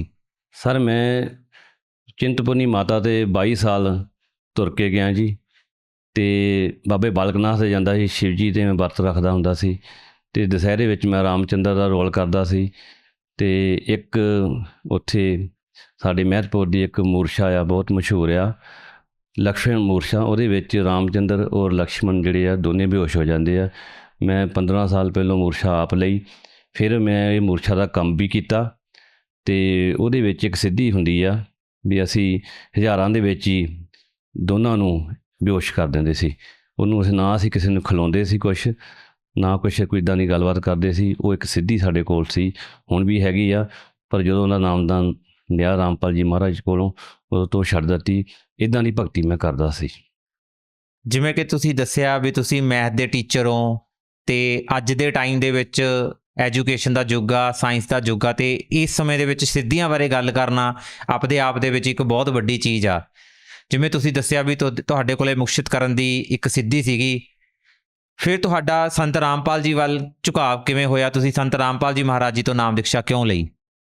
ਸਰ ਇਸ ਤਰ੍ਹਾਂ ਆ ਵੀ ਮਾਤਾ ਦੇ ਵੀ ਜਾਂਦਾ ਸੀ, ਸ਼ਿਵ ਜੀ ਦੇ ਵਰਤ ਵੀ ਰੱਖਦਾ ਸੀ, ਤੇ ਪਰ ਉਹ ਜੋ ਮਨ ਨੂੰ ਸ਼ਾਂਤੀ ਸੀ ਨਹੀਂ ਮਿਲਦੀ ਸੀ, ਕਿਉਂਕਿ ਮੈਂ ਇਹ ਆਪਣੇ ਸਟਾਫ ਦੇ ਨਾਲ ਸ਼ਰਾਬ ਵੀ ਪੀ ਲੈਂਦਾ ਸੀ, ਤੇ ਪਰ ਇੱਧਰ ਇੰਨਾ ਮਨ ਨੂੰ ਸਕੂਨ ਨਹੀਂ ਮਿਲਦਾ ਸੀ ਵੀ ਕੀ ਸ਼ਿਵ ਜੀ ਦੇ ਵੀ ਜਾਂਦੇ ਆ। ਹਨੂੰਮਾਨ ਚਾਲੀਸਾ ਵੀ ਜਿਹੜਾ ਮੈਂ ਬਹੁਤ ਪੜ੍ਹਦਾ ਸੀ, ਪਰ ਜੋ ਵੀ ਕਈ ਵਾਰੀ ਮਨ ਵਿੱਚ ਇੱਛਾ ਹੁੰਦੀ ਸੀ ਵੀ ਇਹ ਪੂਰੀ ਹੋ ਜਾਵੇ, ਉਹ ਹੁੰਦੀ ਨਹੀਂ ਸੀ। ਇਸ ਕਰਕੇ ਗਿਆ ਕਿੱਦਾਂ ਮੈਂ ਸੰਤ ਰਾਮਪਾਲ ਜੀ ਮਹਾਰਾਜ ਵੱਲ। ਫਿਰ ਮੇਰੇ ਦੋਸਤ ਇੱਕ ਮੈਨੂੰ ਰਾਧਾ ਸਵਾਮੀ ਡੇਰੇ ਲੈ ਕੇ ਗਏ, ਉੱਥੇ ਵੀ ਮੈਂ ਜਾ ਕੇ ਸੇਵਾ ਸ਼ੁਰੂ ਕੀਤੀ, ਤੇ ਜੋ ਡੇਰੇ ਵਾਲੇ ਸੀਗੇ ਉਹਨਾਂ ਨੇ ਵੀ ਮੈਨੂੰ ਯਾਨੀ ਕਿ ਮੇਰਾ ਉਹ ਭਗਤ ਕੀਤਾ ਵੀ ਚਲੋ ਸਾਡੇ ਨਾਲ ਇੱਕ ਭਗਤ ਜੁੜਨ ਲੱਗਾ ਆ। ਫਿਰ ਉੱਥੇ ਵੀ ਮੇਰਾ ਮਨ ਨਹੀਂ ਟਿਕਿਆ। ਉੱਥੇ ਵੀ ਮੈਨੂੰ ਜਦੋਂ ਮੈਂ ਲੈਕਚਰ ਸੁਣਦਾ ਸੀ, ਤੇ ਉੱਥੇ ਵੀ ਇੱਕ ਵਾਰੀ ਮਹਾਰਾਜ ਨੇ ਉਹਨਾਂ ਨੇ ਇਹ ਕਿਹਾ ਕਿ ਤੁਸੀਂ ਪਰਮਾਤਮਾ ਦੀ ਖੋਜ ਕਰੋ। ਉੱਥੋਂ ਵੀ ਮੇਰਾ ਫਿਰ ਮਨ ਵੀ ਇਹ ਹੋ ਗਿਆ ਵੀ ਮੈਂ ਖੋਜ ਕਿੱਦਾਂ ਕਰੂੰਗਾ, ਮੈਨੂੰ ਤਾਂ ਪਰਮਾਤਮਾ ਦੱਸਣ ਵਾਲਾ ਕੋਈ ਗੁਰੂ ਚਾਹੀਦਾ। ਫਿਰ ਇੱਕ ਵਾਰੀ ਮੇਰੇ ਦੋਸਤ ਜਿਹੜੇ ਮੈਨੂੰ ਉੱਥੇ ਲੈ ਕੇ ਜਾਂਦੇ ਸੀ, ਉਹੋ ਹੀ ਦੋਸਤ ਮੈਨੂੰ ਕਹਿੰਦੇ ਬਰਵਾਲੇ ਜਾਣਾ ਆ, ਤੇ ਬਰਵਾਲੇ ਵਿੱਚ ਜਾਣ ਤੋਂ ਪਹਿਲਾਂ ਮੈਨੂੰ ਉਹਨਾਂ ਨੇ ਗਿਆਨ ਸਮਝਾਉਣਾ ਸ਼ੁਰੂ ਕੀਤਾ, ਤੇ ਉਹਨਾਂ ਨੇ ਕਿਹਾ ਵੀ ਸ਼ਿਵ ਜੀ ਦਾ ਮਰਨ ਜਨਮ ਆ। ਜਦੋਂ ਉਹਨਾਂ ਨੇ ਇਹ ਗੱਲ ਕਹੀ ਤੇ ਮੈਨੂੰ ਬਹੁਤ ਹੀ ਗੁੱਸਾ ਆਇਆ, ਕਿਉਂਕਿ ਮੈਂ ਸ਼ਿਵ ਜੀ ਦਾ ਭਗਤ ਸੀ, ਤੇ ਮੈਂ ਉਹਦਾ ਮੋਬਾਈਲ ਵੀ ਤੋੜ ਦੇਣ ਲੱਗਾ ਸੀ। ਫਿਰ ਉਹ ਮੈਨੂੰ ਬੜੇ ਠੰਡੇ ਸੁਭਾਅ ਨਾਲ ਉਹ ਲੈ ਗਏ। ਉੱਥੇ ਜਦੋਂ ਅਸੀਂ ਗਏ ਬਰਵਾਲੇ ਆਸ਼ਰਮ ਦੇ ਵਿੱਚ, ਤੇ ਮੈਂ ਕਿਹਾ ਮੈਨੂੰ ਤਾਂ ਭੁੱਖ ਲੱਗੀ ਆ, ਭੰਡਾਰਾ ਕੀਤਾ। ਫਿਰ ਉੱਥੇ ਘੁੰਮ ਫਿਰ ਕੇ ਮੈਂ ਦੇਖਦਾ ਗਿਆ, ਜਦੋਂ ਦੇਖਦਾ ਗਿਆ ਤਾਂ ਫਿਰ ਮੈਂ ਉੱਥੇ ਨਿਯਮ ਲਿਖੇ ਹੁੰਦੇ ਆ ਨਾਮ ਦੀਕਸ਼ਾ ਦੇ, ਮੈਂ ਉੱਥੇ ਪੜ੍ਹ ਕੇ ਨਿਯਮ ਪੜ੍ਹਨੇ ਸ਼ੁਰੂ ਕੀਤੇ। ਉੱਥੇ ਕੋਈ ਭਗਤ ਬੈਠੇ ਸੀ ਜਿਹੜੇ ਸੇਵਾਦਾਰ ਸੀ, ਉਹਨਾਂ ਨੇ ਕਿਹਾ ਵੀ ਤੁਹਾਨੂੰ ਇਹ ਨਿਯਮ ਕਿੱਦਾਂ ਦੇ ਲੱਗੇ? ਮੈਂ ਕਿਹਾ ਮੈਨੂੰ ਇਹ ਨਿਯਮ ਬਹੁਤ ਵਧੀਆ ਲੱਗੇ। ਮੈਂ ਕੋਈ ਗਿਆਨ ਨਹੀਂ ਸਮਝਿਆ ਸੀ। ਉਹ ਕਹਿੰਦੇ ਫਿਰ ਨਾਮ ਦੀਕਸ਼ਾ ਲਓਗੇ? ਮੈਂ ਕਿਹਾ ਹਾਂਜੀ ਲਊਂਗਾ ਜੀ। ਜਿਹੜੇ ਮੇਰੇ ਨਾਲ ਗਏ ਸੀ ਉਹ ਤਾਂ ਉੱਥੇ ਬੈਠੇ ਤੁਰੇ ਫਿਰਦੇ ਸੀ। ਜਦੋਂ ਉਹਨਾਂ ਨੇ ਦੇਖਿਆ ਵੀ ਮਾਸਟਰ ਜੀ ਤੋਂ ਨਾਮਦਾਨ ਲੈਣ ਲੱਗੇ, ਉਹ ਵੀ ਫਟਾਫਟ ਭੱਜੇ ਆਏ, ਤੇ ਉਸੇ ਦਿਨ ਮੈਂ ਗੁਰੂ ਜੀ ਕੋ 25 ਅਕਤੂਬਰ 2014 ਵਿੱਚ ਪ੍ਰਥਮ ਮੰਤਰ ਲਿਆ। ਜਦੋਂ ਮੈਂ ਪ੍ਰਥਮ ਮੰਤਰ ਲਿਆ ਉਦੋਂ ਮੈਨੂੰ ਇਹ ਮਹਿਸੂਸ ਹੋਇਆ ਵੀ ਜਿਹੜਾ ਦੁਰਗਾ ਦਾ ਮੰਤਰ ਵੀ ਪਤਾ ਲੱਗ ਗਿਆ, ਕਿਉਂਕਿ ਦੁਰਗਾ ਦੀ ਮੈਂ ਪੂਜਾ ਕਰਦਾ ਸੀ। ਸ਼ਿਵ ਜੀ ਦਾ ਮੰਤਰ ਵੀ ਮੈਨੂੰ ਪਤਾ ਲੱਗ ਗਿਆ, ਕਿਉਂਕਿ ਮੈਂ ਸ਼ਿਵ ਜੀ ਦੀ ਪੂਜਾ ਕਰਦਾ ਸੀ। ਵਿਸ਼ਨੂੰ ਦਾ ਮੰਤਰ ਵੀ ਪਤਾ ਲੱਗ ਗਿਆ, ਗਣੇਸ਼ ਜੀ ਦਾ ਮੰਤਰ ਵੀ ਪਤਾ ਲੱਗ ਗਿਆ, ਫਿਰ ਉਹਨਾਂ ਦੇ ਸਥਾਨਾਂ ਦਾ ਪਤਾ ਲੱਗ ਗਿਆ ਵੀ ਕਿੱਥੇ ਕਿੱਥੇ ਆ। ਇਸ ਕਰਕੇ ਫਿਰ ਮੈਨੂੰ ਇਸ ਤਰੀਕੇ ਨਾਲ ਮੈਂ ਜਿਉਂ ਉੱਧਰ ਡਟਿਆ ਤੇ ਮੁੜ ਕੇ ਮੈਂ ਪਿੱਛੇ ਨਹੀਂ ਦੇਖਿਆ। ਸੰਤ ਰਾਮਪਾਲ ਜੀ ਮਹਾਰਾਜ ਜੀ ਤੋਂ ਨਾਮ ਦੀਕਸ਼ਾ ਲੈਣ ਤੋਂ ਬਾਅਦ 'ਚੋਂ ਤੁਹਾਨੂੰ ਕੀ ਲਾਭ ਪ੍ਰਾਪਤ ਹੋਏ? ਪਹਿਲਾ ਤਾਂ ਲਾਭ ਇਹ ਹੋਇਆ ਜੀ, ਮੇਰੀ ਸ਼ਰਾਬ ਛੁੱਟ ਗਈ। ਮੈਂ ਸ਼ਰਾਬ ਪੀਂਦਾ ਸੀ ਤੇ ਮੀਟ ਵੀ ਖਾਂਦਾ ਸੀ। ਉਹ ਮੈਂ ਜਦੋਂ ਦੇਖਿਆ ਵੀ ਮੈਨੂੰ ਬਹੁਤ ਮਜ਼ਾਕ ਕੀਤੇ ਗਏ ਵੀ ਜਿਹੜੇ 900 ਚੂਹੇ ਖਾ ਕੇ ਬਿੱਲੀ ਹੱਜ ਨੂੰ ਚੱਲੀ, ਬਹੁਤ ਛੇੜਿਆ ਮੈਨੂੰ ਮੇਰੇ ਦੋਸਤਾਂ ਨੇ। ਤੇ ਪਰ ਉਹ ਨਹੀਂ, ਉਹ ਮੰਤਰ ਵਿੱਚ ਇੰਨੀ ਸ਼ਕਤੀ ਸੀ, ਉਹ ਇੰਨੀ ਸ਼ਕਤੀ ਆ ਉਸ ਮੰਤਰ ਵਿੱਚ, ਮੈਂ ਅੱਜ ਤੱਕ ਕੋਈ ਸ਼ਰਾਬ ਕਿਸ ਨੂੰ ਪਿਲਾਉਣੀ ਤਾਂ ਕੀ, ਮੈਂ ਕਿਸ ਨੂੰ ਲਿਆ ਕੇ ਦਿੱਤੀ, ਮੈਂ ਪੀਤੀ ਵੀ ਨਹੀਂ। ਇਸ ਤੋਂ ਇਲਾਵਾ ਤੁਹਾਨੂੰ ਹੋਰ ਕੀ ਲਾਭ ਪ੍ਰਾਪਤ ਹੋਏ? ਹੋਰ ਲਾਭ ਮੈਨੂੰ ਆਪਣੇ ਫਾਈਨੈਂਸ਼ੀਅਲ ਲਾਭ ਬਹੁਤ ਹੋਏ। ਜੋ ਮੈਂ ਇੰਨੇ ਅਸੀਂ ਮੀਆਂ ਬੀਬੀ ਦੋਨੇ ਕਮਾਉਂਦੇ ਸੀ, ਫਿਰ ਵੀ ਸਾਡੀ ਇੰਨੀ ਬਰਕਤ ਨਹੀਂ ਪੈਂਦੀ ਸੀ। ਹੁਣ ਸਾਡੇ ਕੋਲ ਪਰਮਾਤਮਾ ਦੇ ਦੇਣਾ ਗੱਡੀ ਵੀ ਆ, ਸਭ ਕੁਛ ਹੈਗਾ ਆ, ਤੇ ਬੇਟਾ ਵੀ ਬਾਹਰ ਚਲੇ ਗਿਆ। ਜੋ ਵੀ ਮੈਂ ਉੱਥੇ ਗੁਰੂ ਜੀ ਕੋਲ ਮੰਗਿਆ ਆ ਤੇ ਉਹੀ ਮੈਨੂੰ ਮਿਲਿਆ ਆ। ਤੁਸੀਂ ਬਾਈ ਪ੍ਰੋਫੈਸ਼ਨ ਟੀਚਰ ਹੋ, ਤੁਸੀਂ ਭਗਤ ਸਮਾਜ ਨੂੰ ਕੀ ਸੰਦੇਸ਼ ਦੇਣਾ ਚਾਹੁੰਦੇ ਹੋ? ਭਗਤ ਸਮਾਜ ਨੂੰ ਇਹੀ ਸੁਨੇਹਾ ਦੇਣਾ ਚਾਹੁੰਦੇ ਆ ਕਿ ਜੋ ਗੁਰੂ ਜੀ ਸੰਤ ਰਾਮਪਾਲ ਮਹਾਰਾਜ ਜੀ ਆਪਾਂ ਨੂੰ ਗਿਆਨ ਦਿੰਦੇ, ਉਹ ਗੀਤਾ ਅਨੁਸਾਰ ਆ, ਵੇਦਾਂ ਅਨੁਸਾਰ ਆ। ਉਹ ਕੋਈ ਭਗਤੀ ਨਹੀਂ, ਆਪਾਂ ਨੂੰ ਦੂਜੇ ਭਗਤੀ ਛਡਾਉਂਦੇ ਨਹੀਂ ਹੈਗੇ। ਬ੍ਰਹਮਾ ਵਿਸ਼ਨੂੰ ਮਹੇਸ਼ ਦੀ ਭਗਤੀ ਕਰਦੇ ਆ, ਗਣੇਸ਼ ਦੀ ਭਗਤੀ ਕਰਦੇ ਆ। ਸਾਰੇ ਮੰਤਰ ਜੋ ਸਾਡੇ ਸਮਾਜ ਵਿੱਚ, ਜੋ ਹਮਾਰੀ ਜਾਤ ਵਿੱਚ ਵੀ ਉਹ ਸਾਨੂੰ ਕਹੇ ਜਾਂਦੇ ਸੀ ਵੀ ਇਹ ਭਗਤੀ ਛਡਾਉਂਦੇ ਆ, ਛਡਾਉਂਦੇ ਨਹੀਂ। ਉਹ ਭਗਤੀ ਛਡਾਉਂਦੇ ਆ। ਆਪਾਂ ਨੂੰ ਉਹ ਗਿਆਨ ਸਮਝ ਕੇ ਗੁਰੂ ਜੀ ਦੀ ਸ਼ਰਨ 'ਚ ਆਉਣਾ ਚਾਹੀਦਾ ਹੈ ਜੀ। ਇਹ ਇੱਕ ਆਮ ਧਾਰਨਾ ਬਣੀ ਹੋਈ ਆ ਵੀ ਸੰਤ ਰਾਮਪਾਲ ਜੀ ਮਹਾਰਾਜ ਜੀ ਧਰਮ ਪਰਿਵਰਤਨ ਕਰਵਾ ਰਹੇ ਨੇ। ਤੁਸੀਂ ਮਤਲਬ ਜੋ ਸਾਧਨਾ ਕਰ ਰਹੇ ਸੀਗੇ ਸੰਤ ਰਾਮਪਾਲ ਜੀ ਮਹਾਰਾਜ ਜੀ ਤੋਂ ਨਾਮ ਦੀਕਸ਼ਾ ਲੈਣ ਤੋਂ ਬਾਅਦ ਚੋਂ, ਕੀ ਤੁਸੀਂ ਹਿੰਦੂ ਧਰਮ ਤੋਂ ਪਰਿਵਰਤਨ ਹੋ ਗਏ? ਨਹੀਂ ਜੀ, ਇਹ ਬਿਲਕੁਲ ਗਲਤ ਗੱਲ ਆ। ਮੈਂ ਬ੍ਰਾਹਮਣ ਸਮਾਜ ਨੂੰ ਬਿਲੋਂਗ ਕਰਦਾ ਆ। ਗੀਤਾ ਚੱਕੋ, ਦੇਖੋ, ਗੀਤਾ ਦੇ ਨਾਲ ਮਿਲਾਓ। ਹਿੰਦੂ ਧਰਮ ਦੇ ਨੂੰ ਪਰਿਵਰਤਨ ਨਹੀਂ ਕਰਾ ਰਹੇ। ਜੋ ਮੈਂ ਪਹਿਲੋਂ ਮੰਨਦਾ ਸੀ, ਸ਼ਿਵ ਜੀ ਨੂੰ ਮੰਨਦਾ ਸੀ, ਦੁਰਗਾ ਨੂੰ ਮੰਨਦਾ ਸੀ, ਗਣੇਸ਼ ਜੀ ਨੂੰ ਮੰਨਦਾ ਸੀ ਤੇ ਵਿਸ਼ਨੂੰ ਜੀ ਨੂੰ ਮੰਨਦੇ ਸੀ, ਉਹ ਸਾਰੇ ਮੰਤਰ ਗੁਰੂ ਜੀ ਸਾਨੂੰ ਦਿੰਦੇ ਆ। ਅਸੀਂ ਉਹਨਾਂ ਦਾ ਜਾਪ ਕਰਦੇ ਆ ਤੇ ਇਹ ਮਨ ਵਿੱਚੋਂ ਆਪਾਂ ਨੂੰ ਵਹਿਮ ਕੱਢ ਦੇਣਾ ਚਾਹੀਦਾ ਕਿ ਗੁਰੂ ਜੀ ਛਡਾਉਂਦੇ ਆ। ਫਿਰ ਮੇਰੀ ਮਾਤਾ ਜੀ ਨੇ ਵੀ 80 ਸਾਲ ਦੀ ਉਮਰ ਦੇ ਵਿੱਚ ਗਿਆਨ ਸਮਝ ਕੇ ਧੂਰੀ ਆਸ਼ਰਮ ਤੋਂ ਪਹਿਲੇ ਭੰਡਾਰੇ ਤੇ ਨਾਮ ਦੀਕਸ਼ਾ ਲਈ, ਫਿਰ ਉਹ ਸਤਲੁਜ ਗਈ। ਸੰਤ ਰਾਮਪਾਲ ਜੀ ਮਹਾਰਾਜ ਜੀ ਤੋਂ ਨਾਮ ਦੀਕਸ਼ਾ ਕਿਵੇਂ ਲੈ ਸਕਦੇ ਹਾਂ? ਸੰਤ ਰਾਮਪਾਲ ਜੀ ਮਹਾਰਾਜ ਜੀ ਕੋ ਨਾਮ ਦੀਕਸ਼ਾ ਆਪਾਂ ਐਸੇ ਲੈ ਸਕਦੇ ਹਾਂ, ਜਦੋਂ ਸਤਸੰਗ ਚੱਲਦੇ ਆ, ਟੀਵੀ ਦੇ ਸਤਸੰਗ ਆਉਂਦਾ ਆ, ਉੱਥੇ ਪੀਲੀ ਪੱਟੀ ਚੱਲਦੀ ਆ, ਉੱਥੇ ਵੀ ਇਹ ਨਾਮ ਦੀਕਸ਼ਾ ਦੇ ਨੰਬਰ ਦਿੱਤੇ ਆ ਕਿੱਥੋਂ ਲੈ ਸਕਦੇ ਆ। ਵੈਸੇ ਵੀ ਗੁਰੂ ਜੀ ਨੇ ਇਹ ਪੰਜਾਬ ਵਿੱਚ, ਸਾਰੇ ਇੰਡੀਆ ਵਿੱਚ, ਸਾਰੇ ਵਰਲਡ ਵਿੱਚ ਬਹੁਤ ਨਾਮਦਾਨ ਸੈਂਟਰ ਖੁੱਲ੍ਹੇ ਹੋਏ ਆ, ਉੱਥੇ ਜਾ ਕੇ ਵੀ ਆਪਾਂ ਨਾਮ ਦੀਕਸ਼ਾ ਲੈ ਸਕਦੇ ਹਾਂ। ਬਹੁਤ ਬਹੁਤ ਧੰਨਵਾਦ ਜੀ। ਧੰਨਵਾਦ ਜੀ।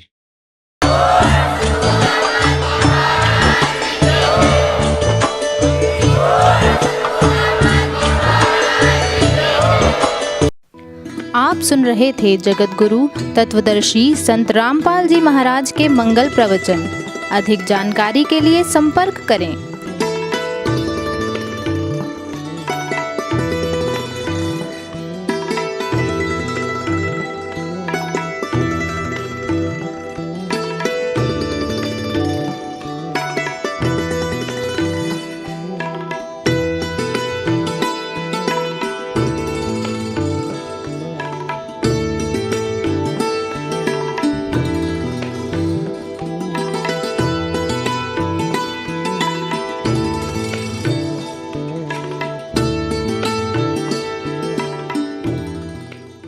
गरीब अजब नगर में ले गए हमको सतगुरु आन, चल के बिन अगाध गति सूते चादर तान। जगत गुरु तत्वदर्शी संत रामपाल जी महाराज जी ਦੀ ਰਹਿਨਮਾਈ ਹੇਠ 9, 10 ਅਤੇ 11 ਮਾਰਚ 2025 ਨੂੰ 3 ਰੋਜ਼ਾ ਵਿਸ਼ਾਲ ਸਮਾਗਮ ਦਾ ਆਯੋਜਨ ਕੀਤਾ ਜਾ ਰਿਹਾ ਹੈ, ਜਿਸ ਵਿੱਚ ਸੰਤ ਗਰੀਬ ਦਾਸ ਜੀ ਮਹਾਰਾਜ ਦੀ ਅੰਮ੍ਰਿਤ ਬਾਣੀ ਦਾ ਅਖੰਡ ਪਾਠ, ਸੰਤ ਰਾਮਪਾਲ ਜੀ ਮਹਾਰਾਜ ਦਾ ਵਿਸ਼ਾਲ ਸਤਸੰਗ, ਦਹੇਜ ਮੁਕਤ ਵਿਆਹ, ਵਿਸ਼ਾਲ ਭੰਡਾਰਾ ਅਤੇ ਅਨੋਖੀ ਅਧਿਆਤਮਿਕ ਪ੍ਰਦਰਸ਼ਨੀ, ਖੂਨਦਾਨ ਕੈਂਪ, ਮੁਫਤ ਅੱਖਾਂ ਅਤੇ ਦੰਦਾਂ ਦੇ ਕੈਂਪ ਆਦਿ ਦਾ ਆਯੋਜਨ ਕੀਤਾ ਜਾ ਰਿਹਾ ਹੈ। ਇਸ ਮਹਾ ਸਮਾਗਮ ਦਾ ਆਯੋਜਨ ਨੇਪਾਲ ਸਮੇਤ ਭਾਰਤ ਦੇ ਸਾਰੇ 11 ਸਤਲੋਕ ਆਸ਼ਰਮਾਂ ਵਿੱਚ ਕੀਤਾ ਜਾਵੇਗਾ। ਸਾਡੇ ਸਤਲੋਕ ਆਸ਼ਰਮਾਂ ਦਾ ਪਤਾ ਹੈ: ਸਤਲੋਕ ਆਸ਼ਰਮ ਸ਼੍ਰੀ ਤਨਾਨਾ ਧਾਮ, ਸੋਨੀਪਤ, ਹਰਿਆਣਾ; सतलोक आश्रम मुंडका, दिल्ली; सतलोक आश्रम कुरुक्षेत्र, हरियाणा; सतलोक आश्रम भिवानी, हरियाणा; सतलोक आश्रम तूरी, पंजाब; सतलोक आश्रम खमानो, पंजाब; सतलोक आश्रम सोजत, राजस्थान; सतलोक आश्रम शामली, उत्तर प्रदेश; सतलोक आश्रम बैतूल, मध्य प्रदेश; सतलोक आश्रम इंदौर, मध्य प्रदेश; सतलोक आश्रम तनुषा, नेपाल। इस महा समागम विच ਤੁਹਾਨੂੰ ਪਰਿਵਾਰ ਸਮੇਤ ਸੱਦਾ ਦਿੱਤਾ ਜਾਂਦਾ ਹੈ। ਵਧੇਰੇ ਜਾਣਕਾਰੀ ਲਈ ਸੰਪਰਕ ਕਰੋ 6477394641। ਜ਼ਰੂਰ ਵੇਖੋ ਇਸ ਪ੍ਰੋਗਰਾਮ ਦਾ ਸਿੱਧਾ ਪ੍ਰਸਾਰਣ 11 ਮਾਰਚ 2025 ਨੂੰ ਸਵੇਰੇ 7:30 ਵਜੇ ਤੋਂ NRI TV ਚੈਨਲ ਤੇ, ਸੰਤ ਰਾਮਪਾਲ ਜੀ ਮਹਾਰਾਜ ਲਾਈਵ YouTube ਚੈਨਲ ਅਤੇ ਜਗਤ ਗੁਰੂ ਸੰਤ ਰਾਮਪਾਲ ਜੀ ਮਹਾਰਾਜ Facebook ਪੇਜ ਤੇ ਵੀ ਦੇਖ ਸਕਦੇ ਹੋ।